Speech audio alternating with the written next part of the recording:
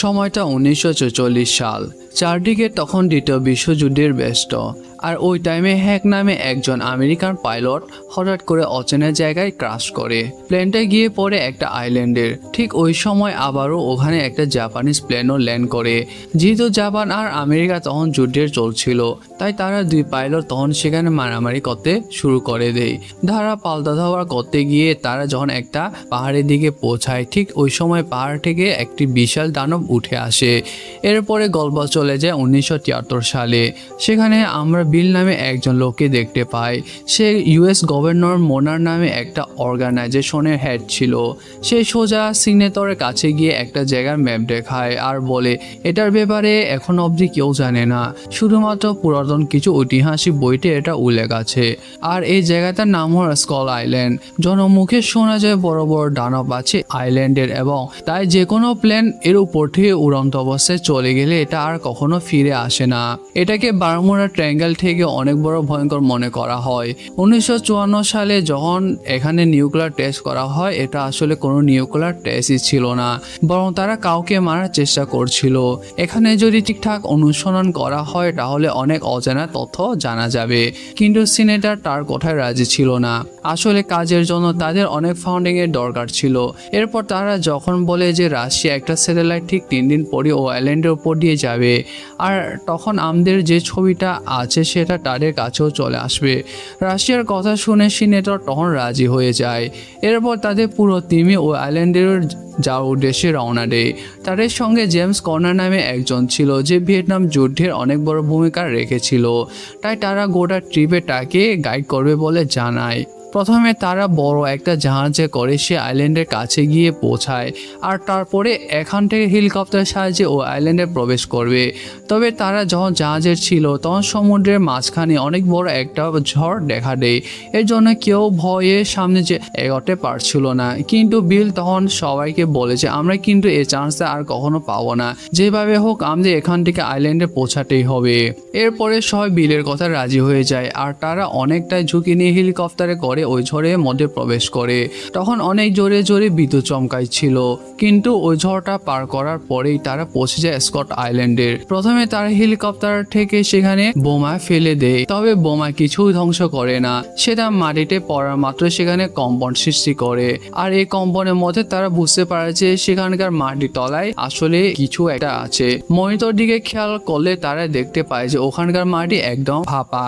এটা দেখে তারা সেখানে পরপর অনেকক্ষণ বোমা ফেলতে থাকে, কিন্তু ঠিক ওই সময়ে একটা হেলিকপ্টারের সাথে একটা গাছের গুড়ি ধাক্কা লাগে। সঙ্গে সঙ্গে হেলিকপ্টার সেখানে ক্রাশ করে ফেলে।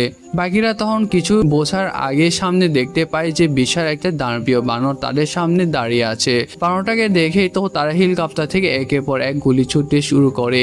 এভাবে গুলি করার কারণে বানরটা তাদের উপর ভীষণ রেগে যায়, আর তার আগে সে তাদের সবটা হেলিকপ্টার প্রায় ভেঙে চুরমার করে দেয়। এইদিকে যে হেলিকপ্টারগুলো সেখানে ক্রাশ করেছিল তাদের মধ্যে থেকে কয়েকজন বেঁচে যায়। তারা এরপর দুটো টিমে আলাদা হয়ে যায়। একটা টিমকে লিড করছিল জেমস এবং অন্য টিমকে লিড করছিল বিল। আর এই টিমে আর্মি কর্নালও ছিল। কর্নাল তার লোকদের হারিয়ে তো ভীষণ কষ্টে ভেঙে পড়ে। তাই তার যে বিল গানটা পয়েন্ট করে তিনি জিজ্ঞেস করে যে তুমি আমাকে আগে এই জায়গাটা বিষয়ে সব তথ্য বলনি কেন।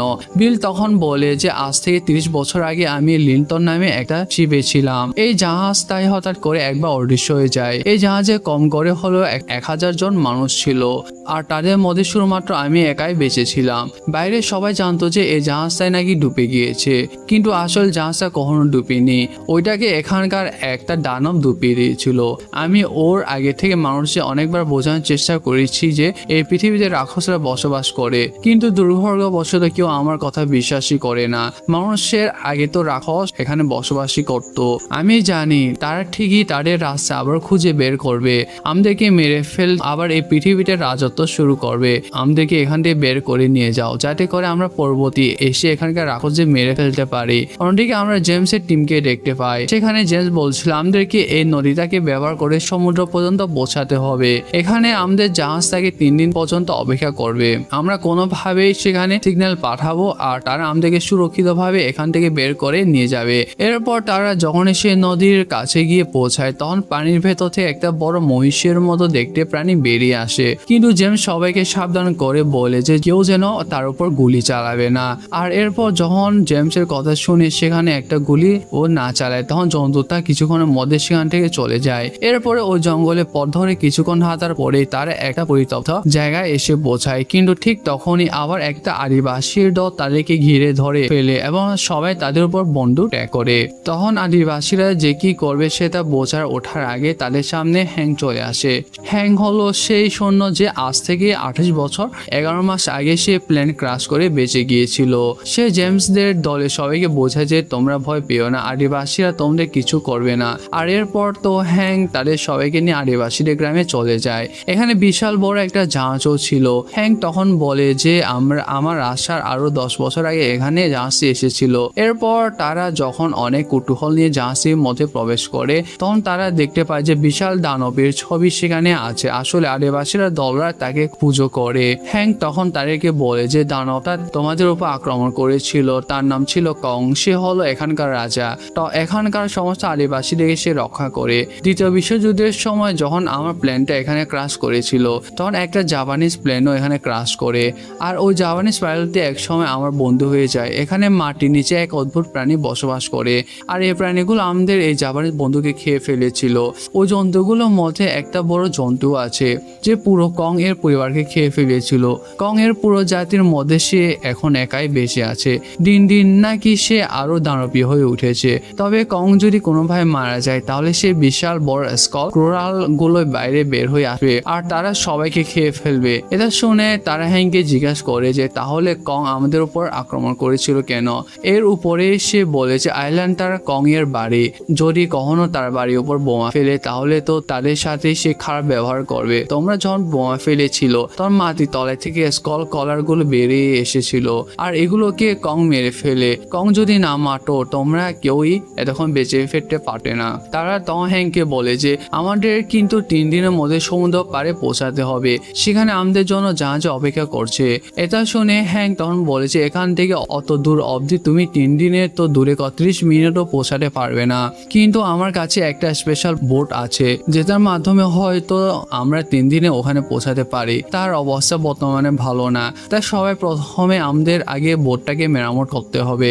অন্যদিকে দেখা যায় বিল আর টিমি পানির মধ্যে দিয়ে সামনের দিকে বন্দুক হাতে নিয়ে এগিয়ে যাচ্ছে, কিন্তু ঠিক তখন একটা বিশাল বড় মাকড়সা এসে তাদের উপর আক্রমণ করে।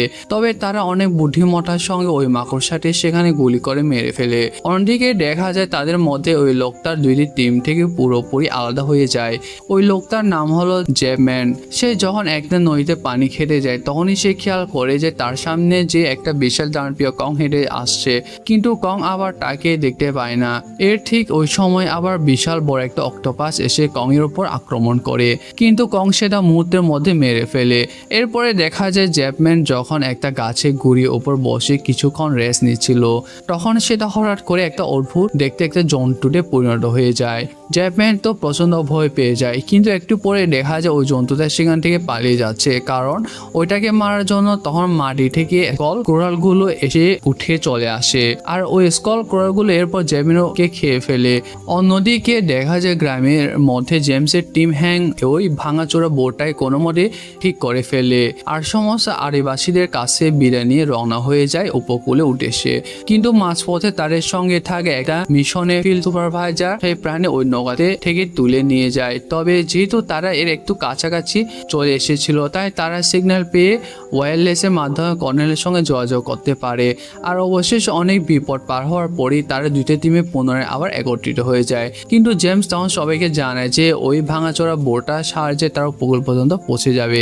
এটা শুনে কর্নেল আবার বলে যে এখন আমি আমার ডলি নিয়ে কোনোভাবে এখান থেকে যেতে পারবো না, কারণ আমরা একজনকে খুঁজে পাচ্ছি না। সে আমাদের সঙ্গে একবার ওয়্যারলেসের মাধ্যমে যোগাযোগও করেছিল, তাই তাকে খুঁজে না পাওয়া পর্যন্ত আমরা এখান থেকে কোনোভাবে যেতে পারবো না। আর খুব সম্ভবত আমার আইডিয়া যদি ভুল না হয় তাহলে সেই জঙ্গলের দক্ষিণ দিকেই আছে, কিন্তু হ্যাং তখন জানে যে দক্ষিণ দিকে যাওয়ার কিন্তু আমাদের জন্য অনেক বিপজ্জনক, কারণ সেখানে স্কল কোরালদের রাজত্ব। তাই জেনে শুনে দক্ষিণ দিকে যাওয়া কিন্তু আমাদের জন্য বোকামি ছাড়া আর কিছুই হবে না। কিন্তু তাও সবার তখন কর্নেলের কথা রাজি হয়ে জ্যাবম্যানকে খোঁজার জন্য দক্ষিণের দিকে রওনা করে। অনেকক্ষণ খালি রাস্তা অতিক্রম করার পর তারা সবাই একটা নিষিদ্ধ জায়গায় এসে উপস্থিত হয়। এই জায়গাটা পুরো অনেক বড় কঙ্কালের ভর্তি। হ্যাং তখন তাদের বলে যে কঙ্কালগুলো হলো কঙে পুরো পুরুষেরাই, যাদের ভয়ঙ্কর স্কলার তাদের সঙ্গে লড়াই করে মারা গিয়েছিল। আর এরপর থেকে এরা জনসাধারণের জন্য পুরোপুরি নিষিদ্ধ। এখন এসব কথা শুনে কয়েকজন সঙ্গে সঙ্গে জানে আমাদের এখনই ফিরে যাওয়া উচিত। কিন্তু কর্নেল তো নাছোড় বান্ডা, সে বলেছে আমি জ্যাবম্যানকে উদ্ধার না করায় এখান থেকে কখনো ফিরে যাব না। তা অনিচ্ছা টাকা সত্ত্বেও সবাই মিলে ওই কর্নেলের সঙ্গে ওই এলাকার মধ্যে এগোতে শুরু করে।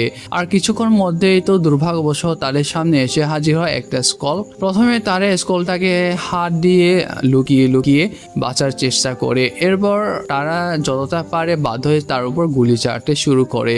এর মধ্যে আবার সেখানে এসে উপস্থিত হয় এক ঝাঁক মাকড়সি পাখি, মানে একে তো দানবীয় দল ক্রোরগুলো তাদের উপর আক্রমণ করছিল, অন্যদিকে আবার একটা পাখিও। তাই সবাই সেখানে তাদের বিরুদ্ধে লড়াই করতে শুরু করে। কিন্তু স্কলার কোরালদের সবাই মিলে কিছু করতে পারছিল না। সবাই মিশে অনেকগুলো সৈন্যকে ওই স্কলার হত্যা করে ফেলে।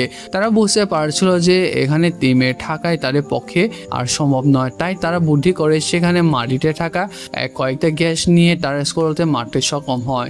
এরপরে হ্যাং সবাইকে আবার রিকোয়েস্ট করে বুঝতে পারে যে এখানে বিপদটা অনেকই আছে, তাই যতক্ষণ না সম্ভব এলাকায় আমাদের ত্যাগ করা উচিত। কিন্তু এত কিছু খাওয়ার পরেও কর্নেল জানায় যে আমি জ্যাবম্যানকে ছাড়া এখান থেকে কিছুতেই যাব না।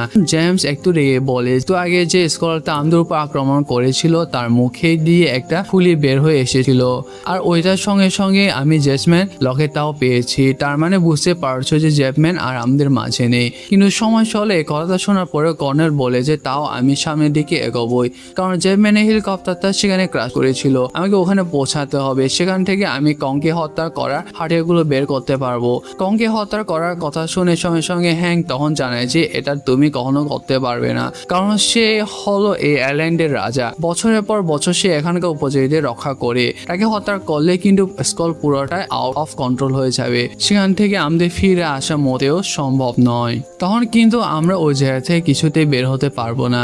এত কিছু শোনার পরে কোনোভাবে তার ডিসিশন থেকে সরে যায় না, আর সে তার মনসি করে ফেলে যে যেভাবে হোক কংকে সে মেরে ফেলতে চায়। ফলে জেমসের রিকোয়েস্টে কর্নেল এবং তার টিমকে আলাদা রেখে জেমস সাধারণত মানুষদেরকে নিয়ে আবারও তার বোট উদ্দেশ্যে রওনা হয়। আর কর্নেল তার টিমকে নিয়ে অবশ্যই হেলিকপ্টারে পৌঁছে যায়। ওখান থেকে এসে কিছু জ্বালানি তেল আর কিছু বিস্ফোরণ সংগ্রহ করে কংকে হত্যা করার জন্য একটা ফাঁদ তৈরি করে ফেলে। এইদিকে রাত হয়ে আসার জেমসরা তখন একটা পাহাড়ে চূড়ে উঠে দেখার চেষ্টা করে যে তাদের বোটটা কতদূর আছে। ঠিক তখনই সামনে এসে উপস্থিত হয় কং, কিন্তু এক মুহূর্তে কং তাদেরকে কিছু বলে না। হ্যাং যে তাদেরকে একদম কথা বলছিল তার প্রমাণই তারা মুহূর্তের মধ্যে পেয়ে যায়। মানে সত্যি হচ্ছে কং কারোকে কোনো ক্ষতি মানুষের উপর আক্রমণ করে না। অন্যদিকে কং এর দৃষ্টি আকর্ষণ করার জন্য তো কনের সেখানে ইচ্ছে করে আবার একটা বিস্ফোরণ ঘটায়। এটা দেখে মাত্র তো কং সঙ্গে সঙ্গে ওইদিকে রওনা হয়, কিন্তু কং সেখানে উপস্থিত হতেই তো কর্নেল পানিতে জ্বালানি তেল ঢেলে আগুন জ্বালিয়ে দেয়, কংকে পুড়িয়ে মারার চেষ্টা করে। আরও কংকে সেখানে অনেকটা আহত করে এক প্রকার ঝিমিয়ে পড়ে। এটা দেখে তো কর্নেল সেখানে কিছু বোমা সেট করতে শুরু করে তাকে পুরোপুরি উড়িয়ে দেওয়ার জন্য, কিন্তু সে মুহূর্তে জেমস ওয়েবার আর হ্যাং সেখানে উপস্থিত হয় আর কর্নেলকে এভাবে কাজ করতে নিষেধ করে। এমনকি কর্নেল বাকি টিমগুলো মেম্বারকে তখন বোঝানোর চেষ্টা করে যে কংকে হত্যা করাটা তাদের কাছে সবচেয়ে বড় ভুল হবে। কিন্তু কর্নেল তো সে নাছোড় বান্ডাই ছিল, সে কোনো কারোর কথা শুনতে রাজি ছিল না। এবার এটা নিয়ে তাদের নিজেদের মধ্যে যখন কথা কাটাকাটি শুরু হয় তখন মাটি থেকে উপর বেরিয়ে আসে কতগুলো বড় বড় স্কলার, আর এটার কথা কিন্তু হ্যাং সবাইকে জানিয়েছিল। এবার এত ভয়ঙ্কর স্কলকে দেখার পরে সেখানে সবাই ভয় পেয়ে পাল্টে শুরু করে, কিন্তু কর্নেল একা দাঁড়িয়ে থাকে, কারণ সে এখনো প্ল্যান করে যাচ্ছিল এই বোমা দিয়ে এসে কংকে সে শেষ করে দিবে। কিন্তু শেষ পর্যন্ত দেখা যায় কং যখন জেগে উঠে তখন সেটা হাত দিয়ে কর্নেলকে মেরে ফেলে। আর তারপরে তো শুরু হয়ে যায় ওই বড় স্কলার সঙ্গে কং এর ফাইট। কিন্তু কং যেহেতু অনেকটা অসুস্থ ছিল তাই স্কলকে তাকে খুব সহজে হারিয়ে ফেলে। তারপর সোজা রওনা দেয় বাইরে হত্যা করার জন্য। এদিকে এরা সবাই ছুটে ছুটতে ছুটতে তো রাত পার হয়ে সকাল এসে পৌঁছেছে। আর তখনই তারা বুঝতে পারে যে স্কল ক্রোলার তাদের খুবই কাছাকাছি এসে পড়েছে। তখন তাদের মধ্যে ক্রোল নামে একজন সৈন্য ইচ্ছে করে সামনে দাঁড়িয়ে পড়ে তাদের গা থেকে এই বোমা মাধ্যমে স্কল কলারকে আহত করার জন্য, কিন্তু স্কলার কলার তখনও লেজ দিয়ে তাকে আহত করে দূরে ছিটকে ফেলে দেয়। আর তারপরে আবার রওনা হয় বাকিদের মারার জন্য। কিছুক্ষণের মধ্যে যখন সবাই স্কল কলারের সামনে এসে পড়ে তখনই সেখানে এন্ট্রি হয় কং এর। তারপর শুরু হয় তাদের মধ্যে ফাইট। সেখানে প্রথম দিকে কং স্কলটাকে একসঙ্গে কোনোভাবে পেরে উঠছিল না, তাই পরে বুদ্ধি করে সেখানে পড়ে থাকা কয়েকটা জাহাজে নোর সে স্কলটাকে মাথায় মেরে দেয়। কিন্তু তাকে সম্পূর্ণ মেরে ফেলার আগে কং চলে যায় ওয়েভারকে বাঁচাতে, কারণ একটু আগে হাওয়ার কং এর ক্রোলার লড়াইয়ের কারণে ওয়েভার গুরুতর আহত হয়ে নদীতে পড়ে গিয়েছিল। তাই কং তাকে দ্রুত পানি থেকে উঠিয়ে রক্ষা করে। ঠিক সেই মুহূর্তে আবার স্কল কলটাকে এসে কং এর উপর আক্রমণ করে দেয়, কিন্তু কং এবার জিপ টেনে তাকে মেরে হত্যা করে ফেলে। আর তারপরেই তার হাত ওয়েভার জেমসের হাতে ফিরিয়ে দেয়। এরপরে ওয়েভার যখন গ্যাং নিয়ে ফিরে আসে তখন তারা সবাই মিলে সে ভাঙচুরা বোতার মাধ্যমে পৌঁছে যায় ওই দ্বীপের একদম উত্তর উপকূলে। সেখান থেকে 3টে হেলিকপ্টার করেও তাদেরকে উদ্ধার করে। আর কং তখন চিৎকার করে সবাইকে জানিয়ে দেয় যে এই আইল্যান্ডের রাজা একমাত্র সে।